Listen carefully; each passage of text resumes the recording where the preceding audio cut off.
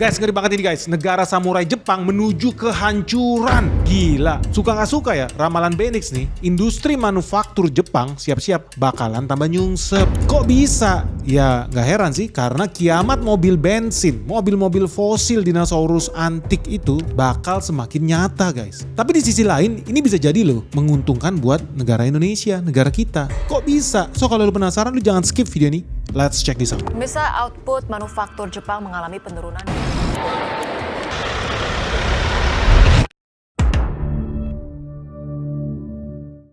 Jadi kemarin guys, kita udah resmi ya, kita terima berita laporan dari Jepang bahwa ya pabrik-pabrik mobil besar di Jepang, ya lu udah tahu lah ya, model-model kayak Toyota, Honda, Nissan dan lain sebagainya, ternyata mencatat penurunan guys kinerja keuangan mereka. Bahkan sampai ada yang rugi triliunan, ada yang terpaksa harus pecat karyawannya sampai puluhan ribu. Nah teman-teman tahu nggak, ketika lu lagi asik nih ngopi-ngopi di rumah, ternyata gara-gara Jepang nih ya nggak mampu lagi bersaing dengan teknologi Cina, dan mereka semakin tertekan dengan perang tarifnya Donald Trump. Per tahun 2025 kemarin, pabrikan mobil Nissan resmi tutup pabriknya. Ada total 7 pabrik loh yang dia tutup di berbagai negara. Dan mereka mau gak mau harus PHK lebih dari 20.000 karyawannya. Wah, nasib buruk nih kalau lu pakai mobil Nissan di negara Kazakhstan ya. Karena mau gak mau ya mereka harus rugi dan mereka harus tutup dan mereka harus pecat karyawannya karena penjualan mobil dia meskipun udah didiskon di Cina, di Amerika ternyata tambah jelek, tambah buruk. Ya gak heran sih kalau Nissan tuh makin sini tambah nyungsep ya. Gue aja berkali-kali pengen banget gue beli mobil Nissan, tapi selalu tidak diizinkan sama orang tua gue. Ya lu tahu sendiri namanya orang Indonesia percaya tahayul. Mereka percaya kalau lu beli mobil Nissan, lu semakin dekat dengan dunia lain. Ya, bener atau enggak sih guys? Pengaruh enggak sih itu sama kinerja Nissan di Indonesia?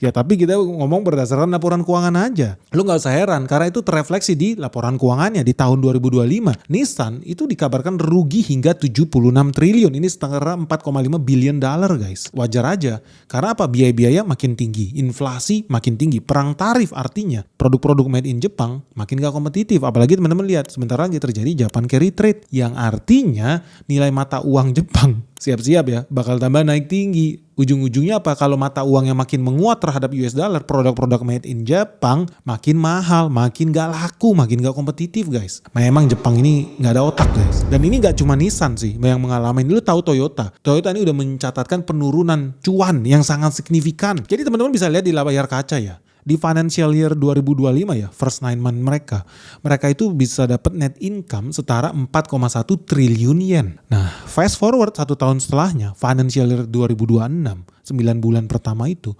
ternyata 4,1 triliun yen turun menjadi 3 triliun yen. Artinya, Toyota nih, pabrikan mobil nomor 1 di dunia, ya dari Jepang juga, suka gak suka, cuannya berkurang 1 triliun yen guys. Ngeri gak? 1 triliun yen itu guys, by the way itu setara 110 triliun rupiah. Ngeri gak? Ngeri banget sih, ini bukan kabar baik, udah jelas ya. Dan kalau menurut Toyota sendiri, dia jujur nih mengakui penurunan 110 triliun ini bisa terjadi ya suka gak suka. Faktor utamanya karena Jepang kena tarif dari Amerika Serikat yang sangat tinggi. Dan ini mempengaruhi kinerja keuangannya Toyota. Dan Toyota juga jujur-jujuran nih, dia mengakui suka gak suka profit dia bakal makin nyungsep. Karena biaya tenaga kerja UMR itu bakal naik tinggi. Dan biaya operasional mereka suka gak suka di seluruh dunia bakal makin mahal guys gara-gara inflasi nih. Dan by the way ini bukan cuma kejadian di Toyota Nissan aja guys. Lu tahu saudaranya mereka yang namanya Honda.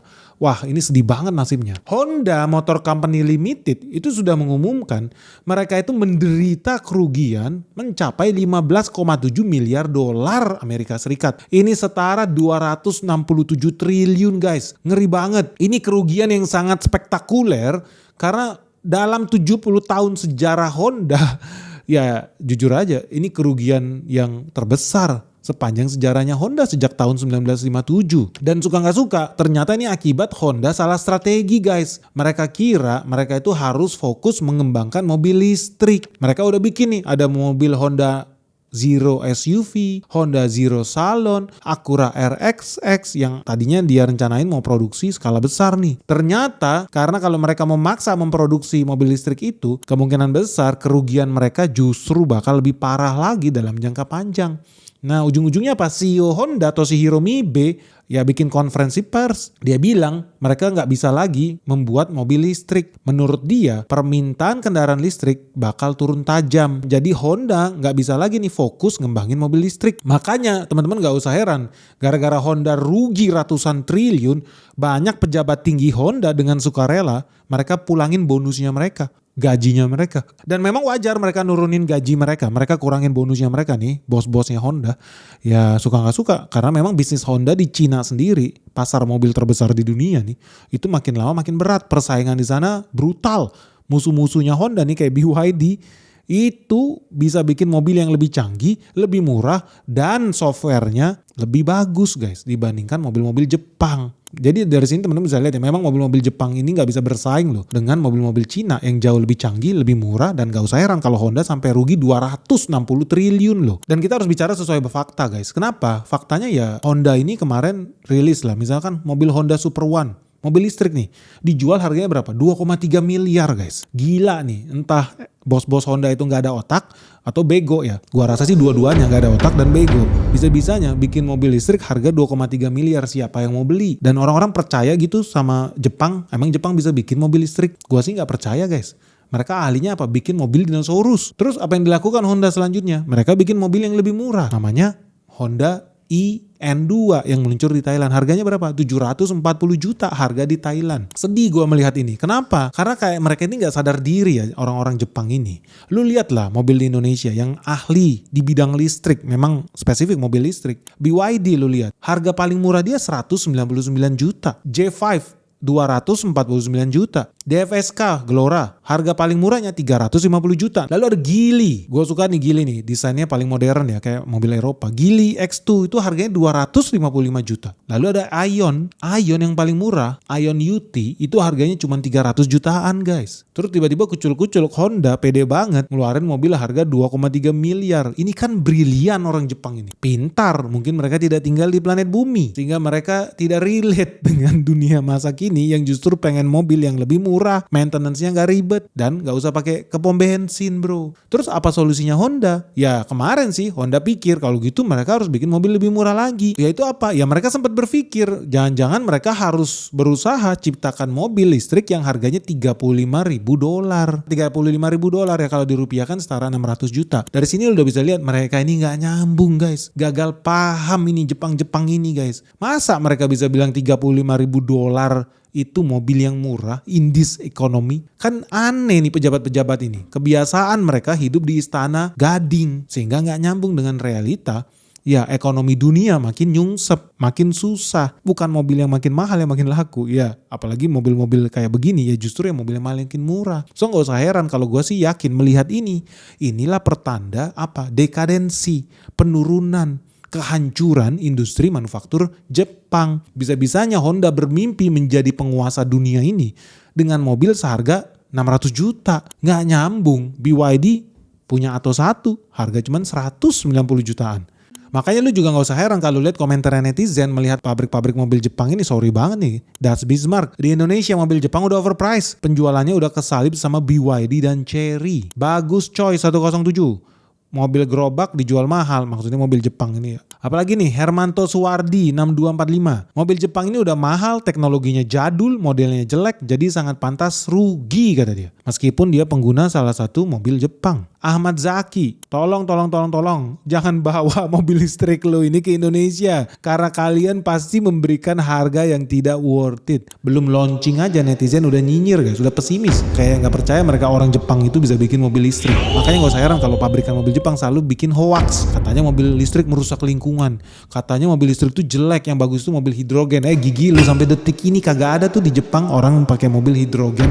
Kalau enggak udah keliling-keliling tuh di Osaka, di Tokyo, di kota-kota Jepang orang pakai mobil hidrogen. Faktanya nggak ada. Even di Australia sampai detik ini aja pom bensin hidrogen cuma ada 1 biji di 1 benua itu guys. Kenapa ya? Karena nggak worth it, boros, dan apa? Berbahaya bagi lingkungan kita. Tapi lu disebarin hoax-hoax sama pabrikan Jepang supaya lu tidak beli mobil listrik dengan janji Jepang sebentar lagi meluncurkan mobil hidrogen. Hoax guys, gak usah percaya lu. Dan suka gak suka, manufacturing Jepang bakal makin nyungsep. Karena salah satu alasan mereka menunda, kayak Honda nih membatalkan mobil EV-nya, ya karena Donald Trump juga men-stop subsidi mobil elektrik.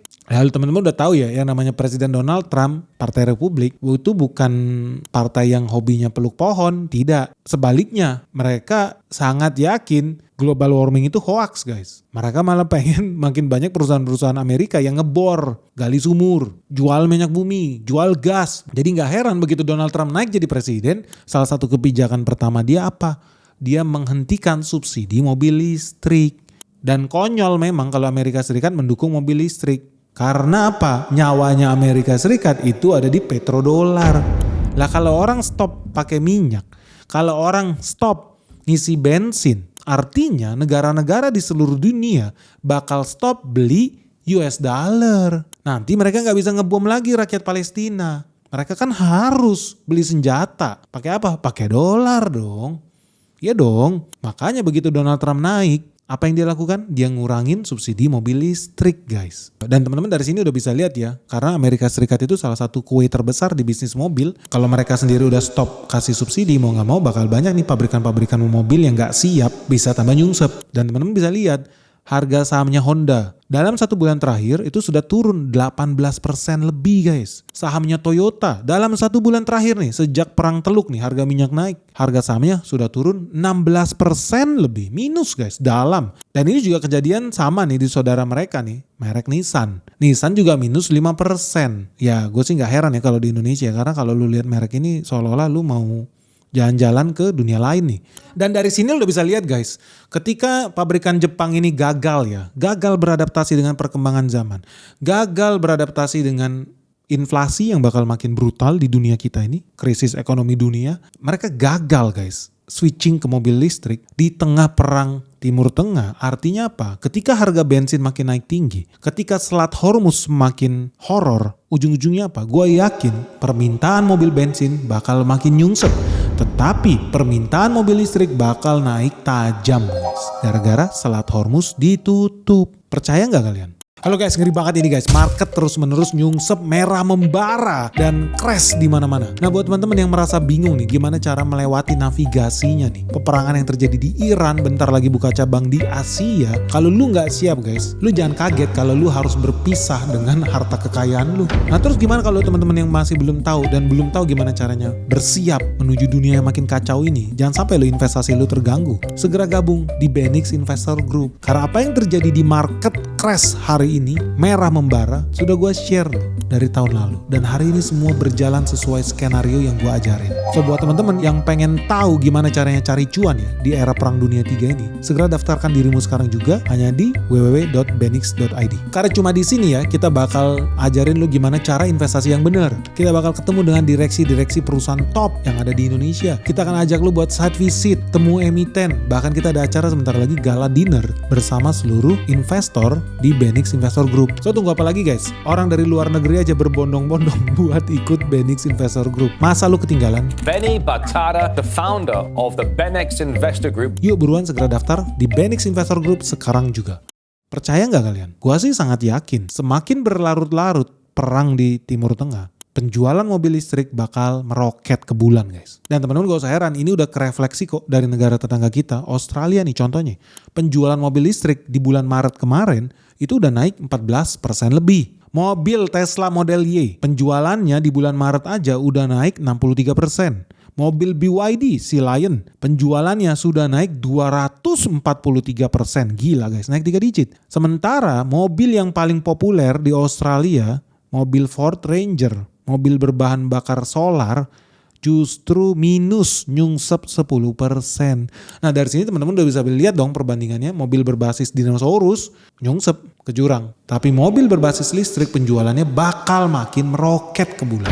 Dan hal yang sama juga terjadi di negara Sawadee Cup, Thailand. Penjualan mobil listrik di negara BT ini naik 10% lebih guys. Karena menurut data perbankan di sana, ingat ya mayoritas orang di Thailand itu hobinya apa? Operasi kelamin. Pertama, yang kedua, hobi mereka adalah beli mobil pakai kredit. So, menurut data kredit kendaraan bermotor di Thailand, kredit mobil listrik itu naik 10%. Sementara orang-orang yang belanja ya, mereka yang cari kredit mobil bensin justru turun 30% guys. Dan penurunan ini terjadi gara-gara apa? Terjadi gara-gara perang antara sekutu melawan Iran di Februari tanggal 28. So teman-teman bisa lihat dari situ artinya apa? Semakin brutal perang di Hormuz, semakin tinggi harga minyak dunia. Artinya saham-saham mobil listrik bakal semakin naik tinggi. Kenapa? Karena penjualannya pasti tambah meroket ke bulan. Orang makin sadar, kayak goblok banget ya.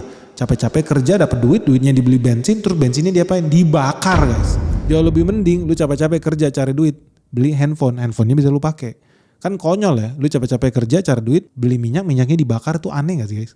Jadi kalau lu lihat harga sahamnya Geely, salah satu produsen mobil listrik terkenal nih dari Cina, dalam 1 bulan terakhir sejak krisis Hormuz, sahamnya sudah naik 45% bro. 45%, gila gak? Kalah deposito bank. Lu beli saham BYD nih, BYD. Lu kalau beli saham BYD dalam 1 bulan sejak krisis di Hormuz, udah naik hampir 3%. Ada lagi Chery guys. Chery harga sahamnya 1 bulan terakhir nih, sejak perang Iran ini, udah naik 34%. Hebat ya? Jauh banget dibandingkan tadi saham-saham mobil-mobil Jepang yang pilihannya cuma 2. Masuk jurang atau tenggelam nih bersama halusinasi mereka dengan mobil hidrogen mereka yang gak pernah ada batang hidungnya sampai detik ini. Dan teman-teman dari sini lu bisa lihat ya, hal ini merugikan apa menguntungkan sih buat Indonesia? Sebetulnya hal ini justru sangat-sangat menguntungkan negara kita. Kok bisa? Ya karena mulai dari tahun lalu itu udah banyak loh pabrik-pabrik mobil dari seluruh dunia berlomba-lomba menginvestasikan duitnya buat bikin pabrik mobil di negara kita. Contoh nih ada VinFast, dia kemarin bikin pabrik mobil listrik di Subang nih. Terus ada BYD, dia juga mau bangun pabrik mobil listrik terbesar di Indonesia. Akan ada 18.000 lapangan kerja baru. Dan by the way bukan cuma BYD sama VinFast, ada lagi nih merek mobil lainnya. Ada 9 merek mobil yang udah komit nih mau memproduksi mobil listriknya di Indonesia. Geely, BYD, Citroen, VinFast, GWM, Volkswagen, Xpeng, Maxus, Ion, dan makin banyak lagi guys. Gak cukup gue ngomongin semuanya di sini. Dari sini lu bisa lihat ini good news. Karena apa? Indonesia kalau makin banyak mobil bensin yang laku, Indonesia bisa tambah nyungsep. Karena kita impor bensinnya. Bodoh. Padahal bisa pakai mobil listrik. Bensinnya dari mana? Batu bara, tenaga listrik. Kita punya banyak. Jadi ini kabar baik dari sisi fiskal negara kita bro. Nah yang kedua, dari sini juga teman-teman bisa lihat kalau Jepang artinya harus segera cari strategi lain nih supaya negara dia bisa tetap bertahan. Karena suka gak suka negara Jepang ekonominya ternyata bergantung pada sektor otomotif. Hampir 3% GDP-nya Jepang itu berasal dari sektor otomotif. So kalau mereka punya otak yang waras, harusnya nih mereka udah berpikir 10-20 tahun ke depan. Mereka gak bisa lagi mengharapkan sektor otomotif mereka yang pilihannya apa? Cuma masuk jurang atau kedua, tenggelam nih dalam halusinasi palsu mereka itu. Makanya jangan heran ketika kemarin Indonesia meeting di Jepang, Jepang apa berlomba-lomba pengen invest di Indonesia. Mereka mau bawa duit 400 triliun. Masuk ke apa? Mau masuk ke bisnis metanol, bisnis gas bumi. Mereka bahkan sampai mau bisnis pegadaian, emas, jual beli emas. Gila juga nih Jepang. Mereka mau bikin pabrik elektronik, semiconductor, dan masih banyak lagi guys. Nilainya sekitar 400 triliun. Dari sini lu lihat ya, dari deal yang ada 11 MOU Indonesia-Jepang. Gak ada tuh ngomongin sektor otomotif. Jepang udah sadar. Sektor otomotif ini bakal makin nyungsep dan mereka tidak mungkin bisa menghentikan pabrik Cina guys. Tapi tenang aja guys, sebetulnya Jepang itu juga tetap bisa cuan sih. Mereka itu bahkan bisa cuannya 2 kali. Dari jualan lokal yang makin nyungsep, nah yang kedua nih yang mereka harus fokus. Mereka udah harus switching, jualan kemana? Ekspor ke luar negeri, ke negara-negara miskin yang masih bisa dibodoh-bodohin sama minyak Arab. Negara-negara Afrika, negara Amerika Latin, mereka hobinya apa? Gadaikan mata uangnya, beli dolar, dolarnya dipakai buat beli bensin. Terus dibakar. Namanya juga negara-negara IQ 78 semua mereka. Indonesia udah makin pinter. Indonesia mau transisi ke kendaraan listrik. So buat merek-merek Jepang lu masih ada harapan. Buat ekspor mobil ke luar negeri. Jadikan Indonesia basis produksi mobil dinosaurus kalian itu. Dan ini good news. Buat siapa? Buat Benix jelas. Kenapa? Karena cuan kita bakal tambah makin tinggi. Lu tahu di tahun 2025 kemarin Indonesia mencetak sejarah baru. Ekspor mobil Indonesia di tahun 2025 itu tembus 500.000 unit guys. Gila, lebih dari 500.000 unit, 500.000 mobil kita ekspor loh. Ini rekor tertinggi sepanjang sejarah. So dari sini teman-teman bisa lihat, oh masih ada harapan buat kita semakin cuan. Kalau seandainya si Jepang punya otak. Apa? Mulai dari sekarang lu belajar dagang, belajar bahasa Zimbabwe, belajar bahasa Arab. Supaya lu bisa kirim mobilnya ya ke negara-negara itu. harus segera dilakukan. Karena apa? Negara Indonesia mau tambah pintar. Negara Indonesia tidak mau sakit ISPA bocil-bocilnya. Ngirup CO2. Tambah udah kena kanker, jadi stunting. IQ-nya makin habis. Negara Indonesia udah makin pinter. Negara Indonesia pengen pakai mobil listrik. Supaya rakyatnya tambah sehat dan ekonomi kita nggak lagi bergantung sama bahan-bahan subsidi. Nah, pertanyaannya sekarang nih teman-teman, apakah artinya Jepang sebaiknya melupakan nih mimpi mobil listrik mereka? Mereka nggak bakal bisa lah ngejar Cina. Atau masih ada peluang nih? Menurut kalian gimana? Mobil Jepang masih punya peluang nggak buat bersaing nih di bisnis mobil listrik? Yang sekarang lagi naik daun dan bakal makin ngetren. Dan yang jadi pertanyaan guys, menurut lo ya di negara Indonesia, orang-orang masih bakal beli nggak sih mobil dinosaurus ini? Atau justru ketika Selat Hormuz kembali dibuka nanti, jangan-jangan mobil fosil bakal makin berjaya ya? Yang artinya keuangan negara Indonesia bakal makin nyungsep karena bensinnya disubsidi. Menurut lu gimana guys? Tapi anyway, apapun pilihannya, Benix pasti tambah cuan. Kenapa? Karena dengan adanya kejadian ini lu udah bisa lihat ya, pasti ada emiten saham yang diuntungkan. Ada yang dirugikan, udah pasti, udah tahu lah lu namanya apa. Makanya bakal tambah nyungsep tuh sahamnya. Tapi pasti ada juga yang diuntungkan. Nah kalau prediksi Benix jadi kenyataan, penjualan mobil bensin tambah nyungsep jatuh ke neraka jahanam. Dan penjualan mobil listrik bakal naik ke bulan. Perusahaan-perusahaan apa sih? Emiten apa? Saham-saham apa ya? Yang menurut kalian bakal semakin diuntungkan? Yuk segera kasih tanggapan kalian di kolom komentar yang ada di bawah ini. Jangan lupa like and subscribe video Benix. Semoga video ini bermanfaat. Salam sehat, salam cuan. Bye-bye.